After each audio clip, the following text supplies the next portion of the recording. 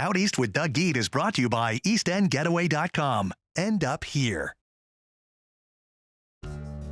It's one of the most iconic signs on all of Long Island, and it's been greeting customers here for decades. Hello again, I'm Doug Geed, Out East for Newsday TV. This is the modern snack bar in Aquabog. It's celebrating its 75th anniversary. It'll be one of the stops on our show.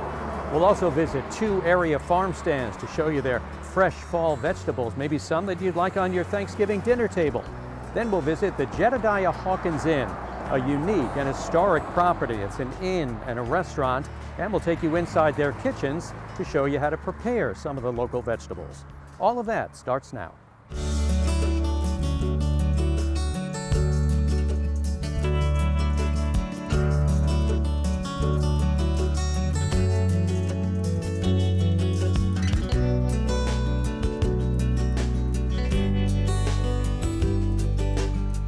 The year was 1950. Harry Truman was president. The Korean War was about to begin. But in local news, the Whitmire family took control of what was a small roadside snack bar in Aquabog.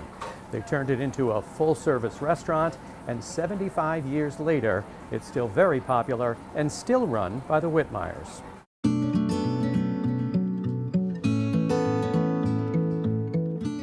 In the early days here, was it just locals that were coming? Like what was the clientele way back? It was mostly locals because there was no 58, there was no Long Island Expressway back in 1950s. I was a teenager. I've learned how to cook behind the grill with Helen, who was one of our employees, and she was with us over 40 years, along with Annie, and she was tough. Man, if you didn't put the sandwich on the plate right, that's not right. When Mom and Dad started, yeah, they had new items that came up because there was nothing on the menu when they started. The first menu is over there by the men's room, and you'll see lamb is $1.95, so you can imagine what the other items were. So they never brought much new stuff to the menu. They developed these standards that are still good today. What makes the snack bar unique is that we don't change. And in the restaurant business, that's unheard of. People come here and they feel like home. They have a warm feeling here, okay? Because if they leave the area for whatever reason, and they come back maybe after 5 years, 10 years, 15 years, and they come back and they have what they had back then, they go out of their way to tell me and Otto, you know, their story, that they haven't been here and that duck is as good as it was when we were here 15 years ago, and I can't believe that Rosetta is still here or other people in the staff, because we're also blessed with a staff that has been here for so long, and that's a key to our success too. In 1984, they needed a cook, so I never knew how to cook, and that's what I volunteered to do. And you've been here? 41 years. It's amazing. Yeah. What has kept you here 41 years? I mean, that's remarkable these days. John and Otto and the people we work with. What about the customers? A lot come in and ask to see us, and they have their favorite people or their favorite table, which makes it nice and makes it easy. And they all say that it feels like home when they walk through the door, and that we make them feel that way. Wow. And that's how they make us feel, at least me. I know that. I mean, I think for the most part, all of us. Do you know, like for many people, as soon as they walk in the door, like, okay, she's the pot pie, he's the roast turkey, that sort of thing? Oh yeah, or they want lemons, like how many lemons, favorite drink, wine. Number one sell in the house is roast turkey, if you can believe that. We sell more roast turkey than anything else in the house, whether it's a hot turkey sandwich or whether it's a dinner. But turkey is number one. Then we also have Black Angus burgers that are fresh every day. Prime rib has become a staple with us. We serve it all day long. I can't believe how many people order prime rib before 3 o'clock. At lunch, they're eating prime rib at $36.95. Every day we have fresh fish here.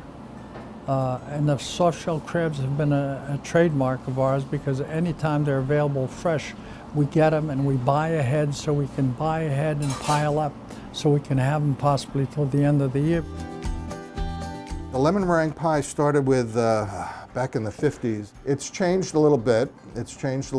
But it's basically the same. And it's just a beautiful pie.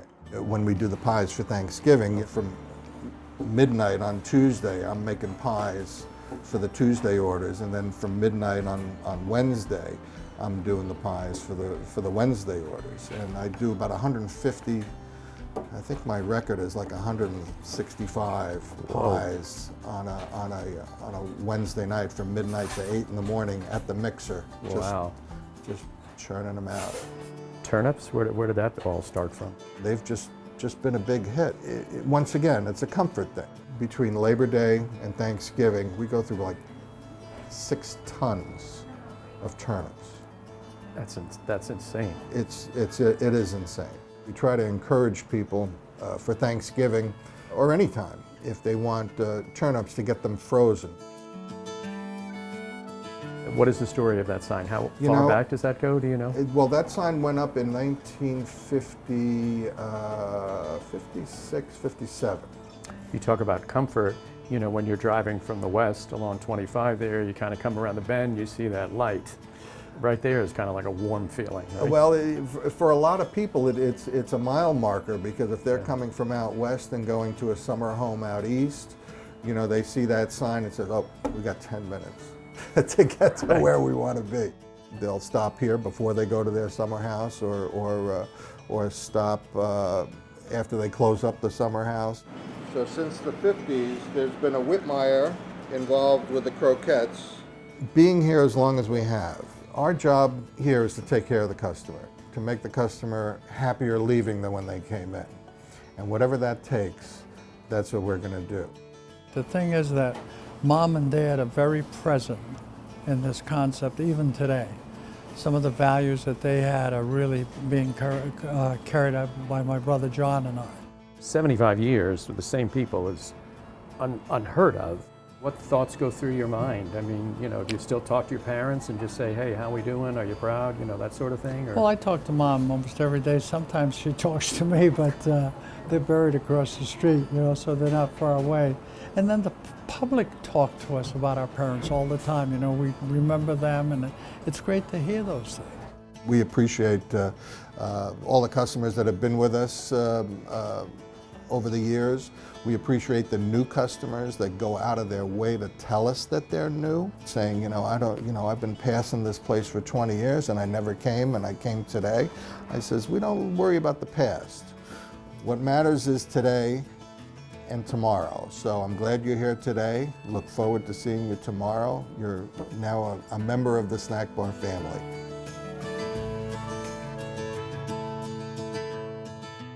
East End farm stands, including here at Bayview Market and Farms, are winding down their season, getting ready for the long winter break. But as always, Mother Nature seems to save her best for last. Check out this beautiful fall produce. This purple cauliflower, I weighed it, 16 pounds. Would feed everybody in your Thanksgiving dinner table. All right, our next stop, we visit a couple of area farm stands.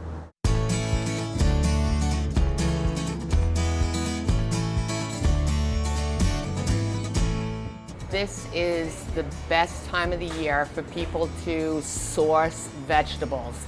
It's prime now. I don't see why we wouldn't come out. So do you have local, you know, nearby residents who come here regularly almost for all their vegetables all season? You know, I think we don't. I wish more people would put value in fresh vegetables. There's good farms on every corner. There's no excuse not to shop local. As many years that I've been doing this, you know, I went from 200 acres down to maybe 90, 100 acres, because we're not selling the vegetables like we used to. It's just, people just don't cook anymore. Interesting you said that, because I feel people are more sympathetic about farmers and want to support them, but maybe it's what you said, that they're just not cooking as much. Yeah, if you have time, if you can prep some meals, like my wife, she'll make salads and stuff and put it in our case at the farm stand. She'll make her own potato salads and corn salsa salad, cucumber salads, beet salad. It seems like we get a following for that prepped food. So I don't know if that's the way we're going to end up going. You know? What are some nice fall veggies that people may not think of, maybe not quite as common, but they're delicious and kind of easy to use? Anything leek, everybody thinks a leek is like an onion. Right. It is an onion, but it's sweeter than an onion. I would cut it off right here up to the green, cut the roots off, cut it down the middle, take some olive oil and some garlic powder and just saute it in there. Just put it on your barbecue when you do your steak, your hamburgers, whatever. Just like a side dish. Whatever. Oh, and it's delicious. I think people have the misconception that it's difficult to cook. My favorite thing this time of year is to take whatever is at hand. So whether it's zucchini and eggplant and flat beans and potatoes, and I pouch them, I put them right on the barbecue. Once they start to steam, eat them right out of the aluminum foil, throw the pouch out. Soup is another way to use every vegetable you see. You can't go wrong, right? You throw it all together, but I love stuffed cabbage, even like stuffed acorn squashes. You get that sweet and savory thing going on. Again, one pot supper, super simple. And some great desserts in there. I know you're known for your pies. My best thing, my favorite thing, of course, pies, cookies, all rustic baking, all simple things. We do a bunch of pies, a bunch of apple pies. We do pumpkin pie, do peach pie. We do cream pies, key lime, cookies. I don't think there's anybody who walks through that doesn't go home with a pack of cookies. Let's just talk about the plant life here. This is also all of you, right? This is grown on premise. We start with unrooted cuttings. Millet is bird seed, and I think it's great structure. It will run past frost, so it's like the kale and the cabbage. You can plant that now, feed the birds, and have that structure and that decoration until really hard cold. Everything we do here is in-house. 98% of what we sell is grown right here on our properties, and we're proud of that.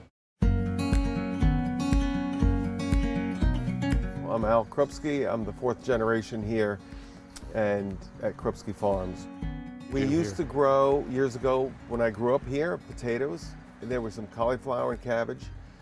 We transitioned out of potatoes into retail, so then we did all the summer crops, we did the spring crops, peas and strawberries, and we focus really on fall crops now. Besides broccoli and kale and collard greens and cabbage and Brussels sprouts, we have all the different varieties of winter squashes and of course pumpkins and gourds. We started in 1976 with the pumpkins. A lot of this was not available, so we did the best we could with different varieties. And over time, as this Halloween market developed nationally, more seed companies invested in different varieties and different variations of different squashes and gourds. So it's kind of fun in that respect.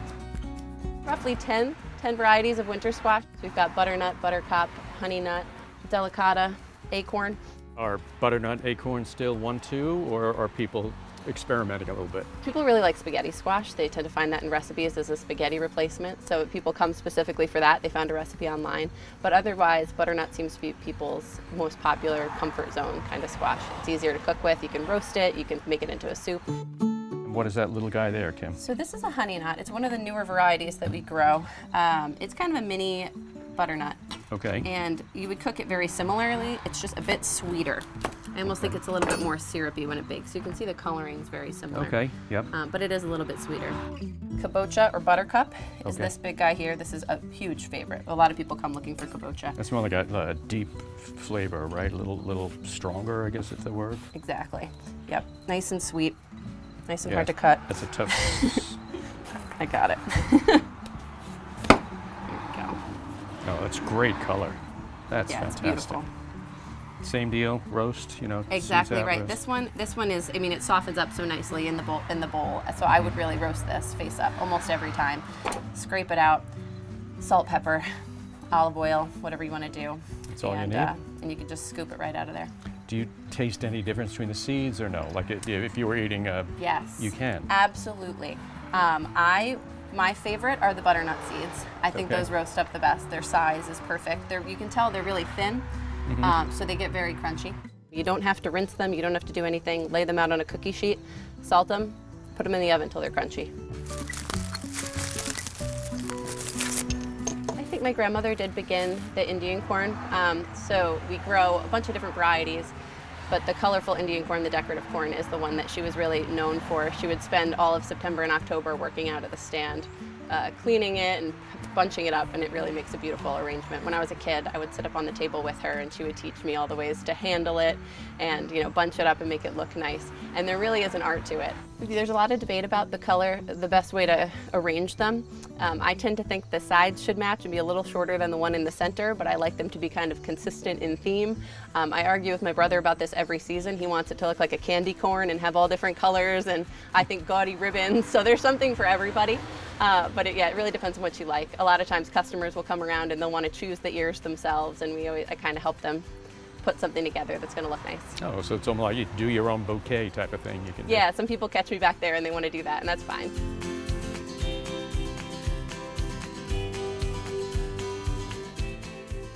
For our next stop, we're going to step back in time, right around the Civil War era. That's when the Jedediah Hawkins Inn was built. On the menu at their restaurant, you'll always find local produce, and after you eat dinner, you could spend the night in one of their rooms.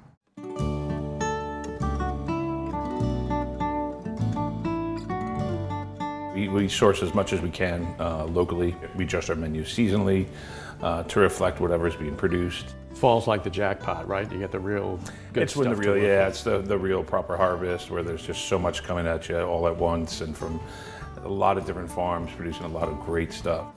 Do people come in, you know, like looking for local or asking for local, or do you think it kind of impresses them when they see that?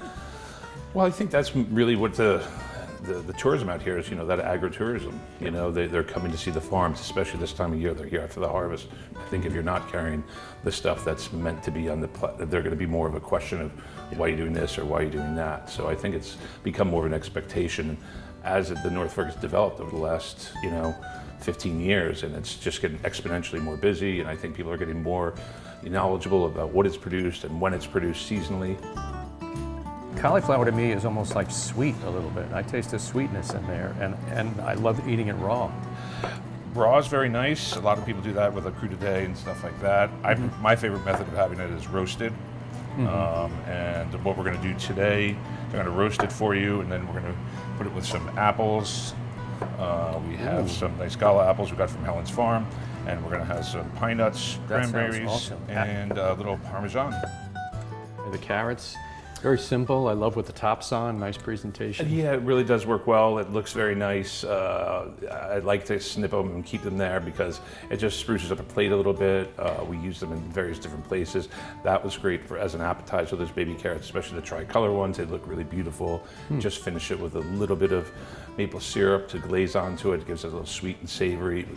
It also contrasts the salt that we put on it, so it's nice for an appetizer or for a vegetarian who wants to just do a little bit more.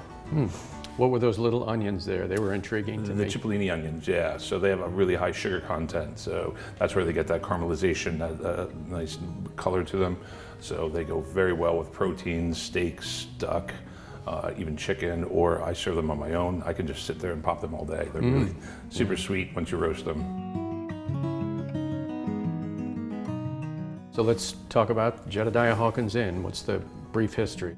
The most recent history is about the early 2000s. The owner, along with some other people that were investors at the time, took over it. The house was abandoned for quite a long time. It was set for destruction, and they came in, they rescued it, restored it.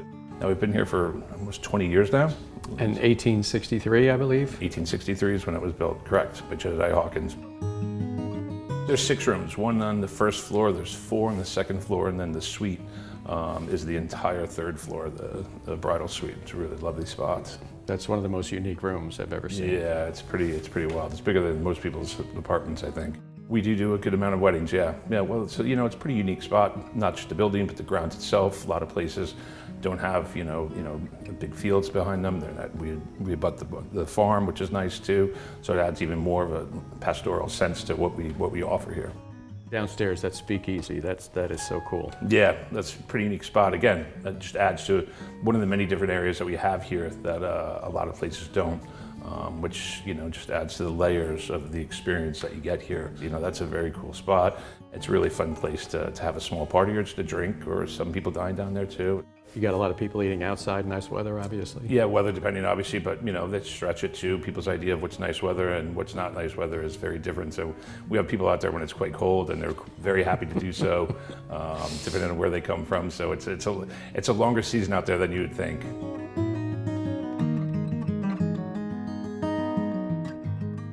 I hope you enjoyed this episode. And remember, there are lots of beautiful and interesting things to see in our East End, including this big duck, a tribute to the once vibrant duck farming industry in this area. I'm Doug Geed. Thanks for watching, and we'll see you next time out east on Newsday TV.